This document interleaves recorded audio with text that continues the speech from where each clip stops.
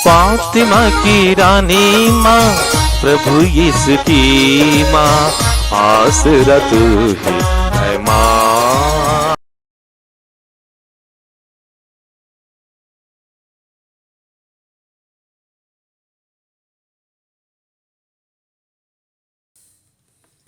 पहला पाठ तीतुस के नाम सन पौलुस का पत्र, अध्याय 3, पद संख्याएं 1 से 7 तक। सबों को याद दिलाओ कि शासकों तथा अधिकारियों के अधीन रहना और उनकी आज्ञाओं का पालन करना उनका कर्तव्य है। वे हर भले कार्यों के लिए तत्पर रहे, किसी की निंदा ना करे, झगड़ालू नहीं बल्कि सहनशील हो और सब लोगों के साथ नम्रता पूर्वक व्यवहार करे, क्योंकि हम भी तो पहले ना समझ, आज्ञाकारी, भटके हुए, हर प्रकार की वासनाओं और लालसाओं के वशीभूत थे। हम विद्वेष और ईर्ष्या के जीवन बिताते थे। हम घृणित थे और एक दूसरे से वैर करते थे, किंतु हमारे मुक्तिदाता ईश्वर की कृपालुता तथा मनुष्यों के प्रति उनका प्रेम पृथ्वी पर प्रकट हो गया। उसने नवजीवन के जल और पवित्र आत्मा की संजीवन शक्ति द्वारा हमको बचाया। उसने हमारे किसी पुण्य कर्म के कारण ऐसा नहीं किया, बल्कि इसीलिए कि वह दयालु है।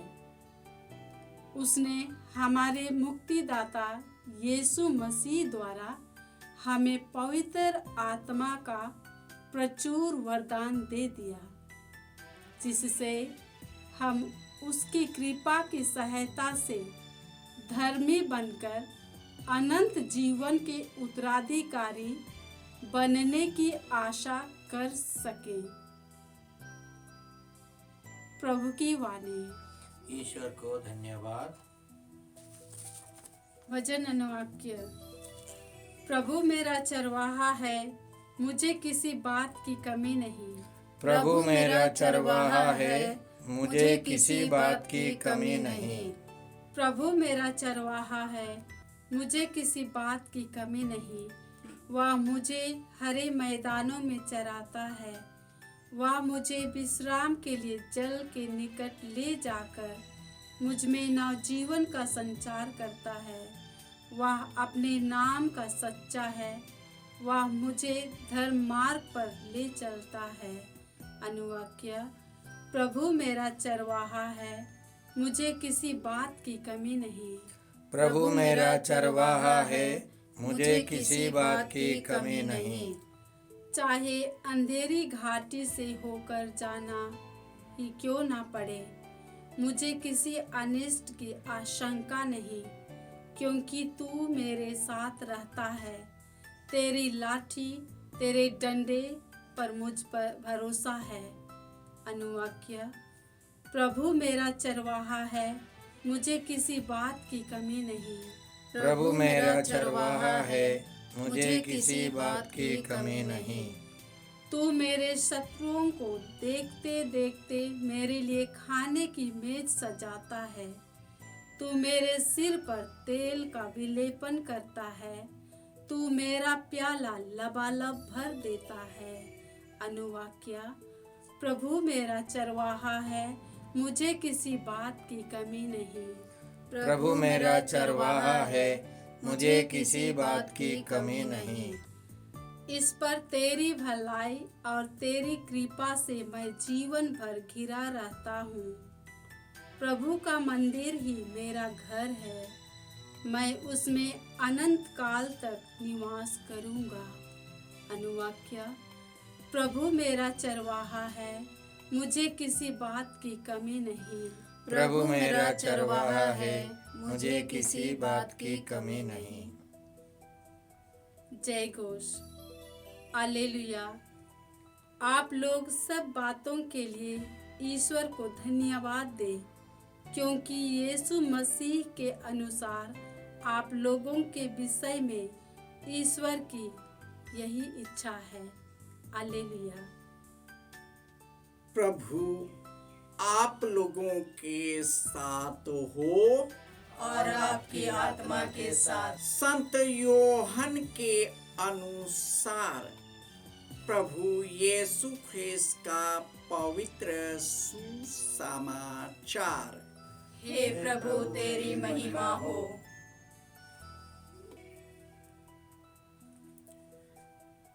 अध्याय 2 पद संख्याएं 13 से 22। यहूदियों का पास्का पर्व निकट आने पर यीशु यरूशलेम गए। उन्होंने मंदिर में बैल, भेड़े और कबूतर बेचने वालों को तथा अपनी मेजों के सामने बैठे हुए सराफों को देखा। उन्होंने रस्सियों का कोड़ा बनाकर भेड़ों और बैलों सहित सबको मंदिर से बाहर निकाल दिया। सराफों के सिक्के छितरा गए, उनकी मेजें उलट दी और कबूतर बेचने वालों से कहा, यह सब यहाँ से हटा ले जाओ। मेरे पिता का घर बाजार मत बनाओ। उनके शिष्यों को धर्म ग्रंथ का यह कथन याद आया, मेरे घर का उत्साह मुझे खा जाएगा।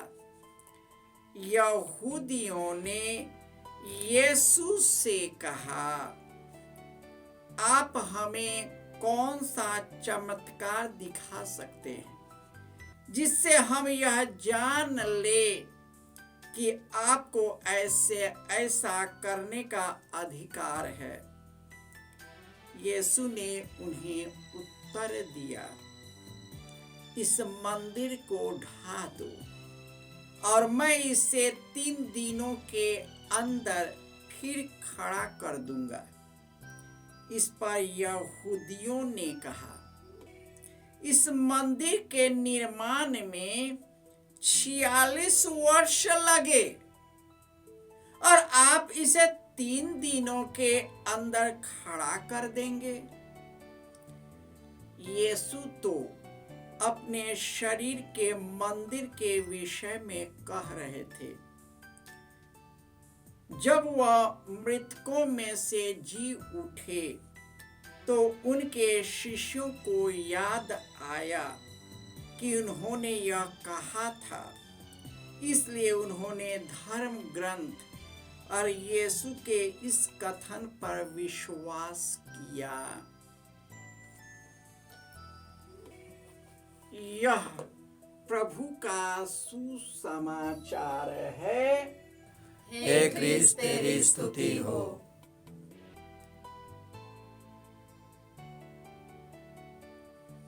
ख्रिस्त में प्यारे भाइयों और बहनों,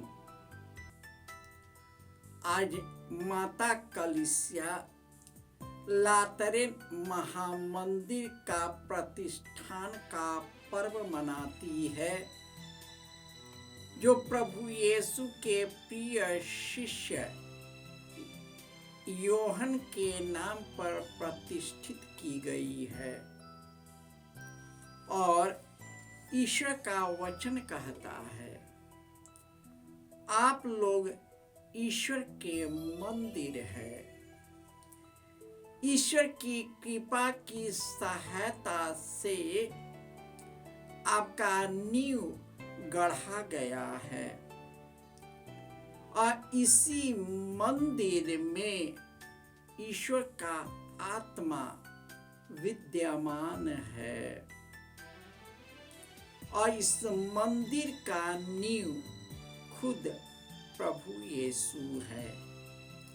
यदि कोई इस मंदिर को नष्ट करेगा, मैं तुझे नष्ट कर दूंगा।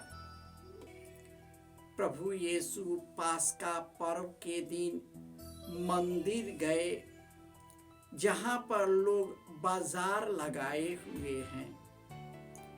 प्रभु यीशु एक सोटा लेकर उन सबों को निकाल बाहर करते हैं और उसने कहा, तुम मेरे पिता के मंदिर को बाजार मत बनाओ।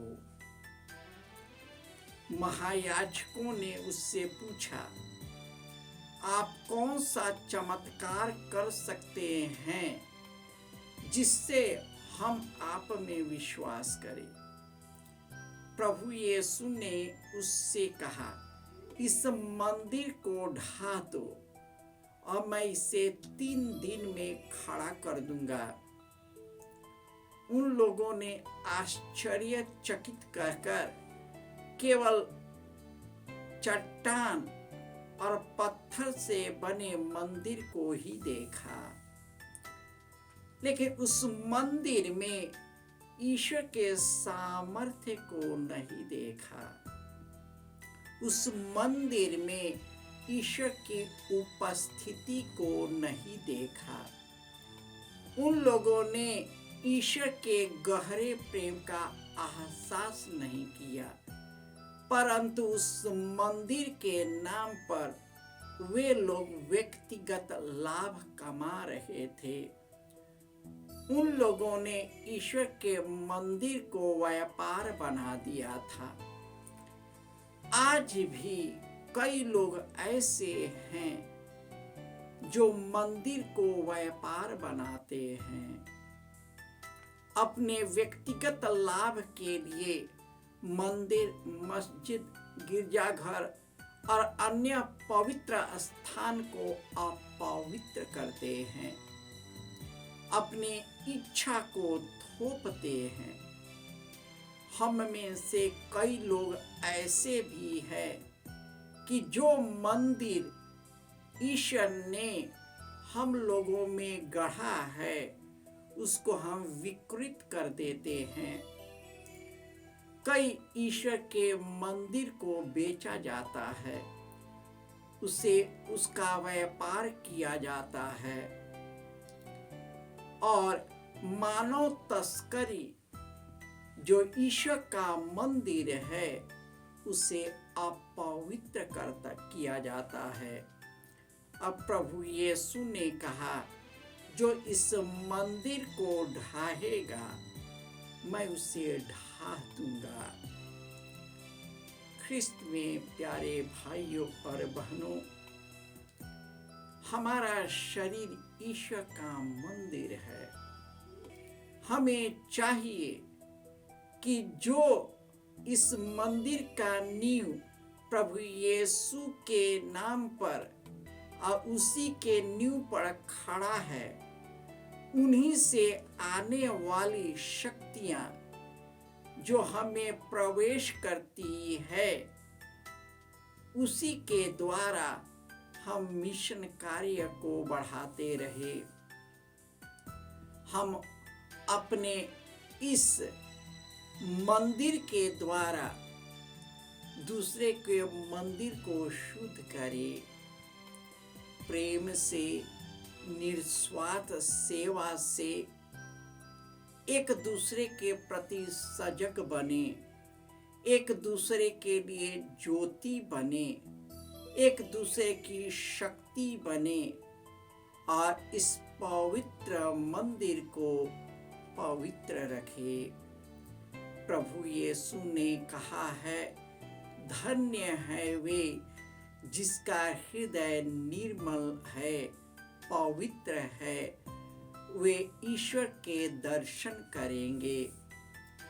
ईश्वर ने हम सबों को संसार की सृष्टि से पहले यीशु में चुन लिया है, ताकि हम सभी पवित्र बने, निष्कलंक बने, सेवा कार्य करने के बाद इस मंदिर को अलविदा करें, क्योंकि यह हमारा परमानेंट घर नहीं है, अस्थाई निवास नहीं है। हमारा स्थायी निवास स्थान स्वर्ग है और वहीं से आने वाले मुक्तिदाता यीशु के आगमन की तैयारी करते हैं। और यह जो शरीर है यह रूपांतरित होकर प्रभु यीशु के महिमामय शरीर के अनुरूप बनेगा। अतः हमें चाहिए कि हमें पवित्र और निष्कलंक बनकर एक दूसरे के निस्वार्थ सेवा के द्वारा ईश्वर की सेवा कर सके। जय यीशु।